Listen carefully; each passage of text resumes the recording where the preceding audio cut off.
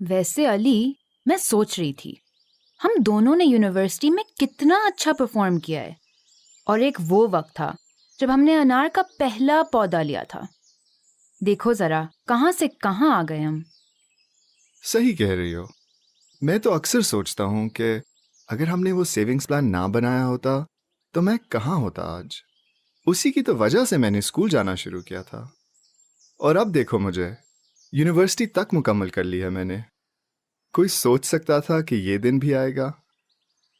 کیوں نہیں آتا؟ سمجھدار تو تم ہمیشہ سے ہی رہے ہو، اور اچھا ہے کہ تم نے کمپیوٹرز اور پروگرامنگ کے بارے میں اتنا کچھ سیکھ لیا ہے.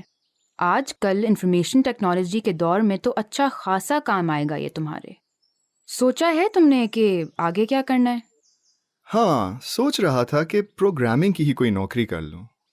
ویسے بھی اماں نے ہماری ساری بچت تو میری پڑھائی پر لگا دی ہے. بس پینشن اور کھیتوں سے جو تھوڑی بہت کمائی آتی ہے وہی ہے. یہ نوکری کروں گا تو ہی میں کچھ شامل کر پاؤں گا گھر کی آمدنی میں.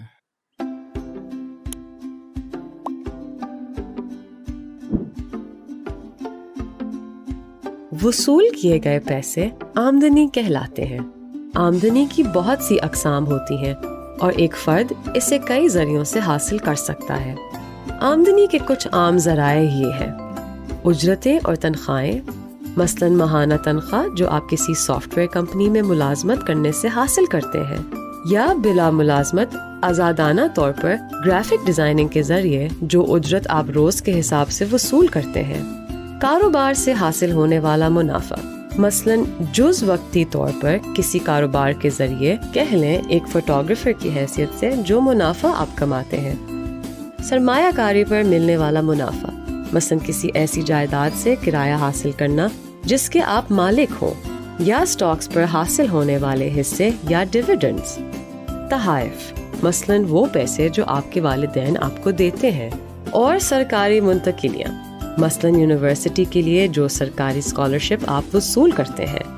اخراجات وہ روزمرہ رقمیں ہوتی ہیں جو آپ اشیاء یا خدمات پر خرچ کرتے ہیں. مثال کے طور پر آپ پیسے خرچ کر سکتے ہیں کرائے پر، بجلی اور گیس پر، کھانے اور گھر کی چیزوں پر، ٹرانسپورٹ پر، تعلیم اور صحت پر، اور تفریح، آسائش اور تحائف وغیرہ کے لیے. جو آمدنی آپ وصول کرتے ہیں وہ ان روزمرہ اخراجات کے لیے استعمال ہوتی ہیں. اپنی آمدنی اور اخراجات کا حساب رکھ کے آپ اپنی ذاتی مالیاتی حالات کا جائزہ لے سکتے ہیں. آپ کی آمدنی اور اخراجات فکسڈ بھی ہو سکتے ہیں اور ویریبل بھی. فکسڈ آمدنی یا خرچہ وقت کی مختلف مدتوں میں تبدیل نہیں ہوتا. مثال کے طور پر اگر آپ کو ہر مہینے 10,000 روپے گھر کا کرایہ ادا کرنا ہوتا ہے تو کرایہ ایک فکسڈ خرچہ ہے. ویریبل آمدنی یا خرچہ وقت کے ساتھ تبدیلی کی نظر ہوتا ہے. مثال کے طور پر اگر آپ کسی کاروبار سے پہلے مہینے میں 10,000 روپے کا منافع حاصل کرتے ہیں، دوسرے میں 12,000 روپے کا اور تیسرے مہینے میں 8,500 کا، تو منافع ویریبل آمدنی ہوئی.